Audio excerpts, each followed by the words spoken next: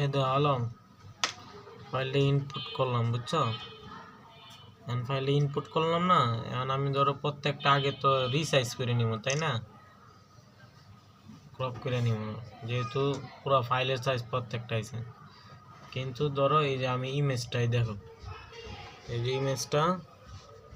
ইমেজটা সিলেক্ট করলাম। হ্যাঁ, এখন আমি ধরো 16 মারলাম, 16 মেরে ইমেজটা হাইড মানে বাকিটি সব নাই করে দিয়ে এখন আমি এটা ধরো ইমেজটা তো অ্যাক্টিভ আছে,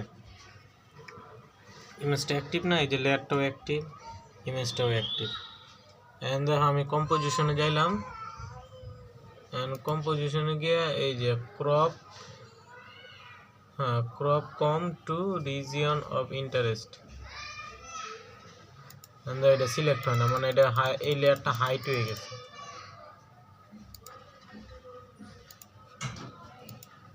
লেয়ারটাই পুরো হাইট, এখন আমি এটা বুঝতেছি না, লেয়ারটাই পুরো হাইট। এই যে দেখো আমি এই যে কোনো লেয়ার দিয়ে এটা কোনো কাজ করতেছে না।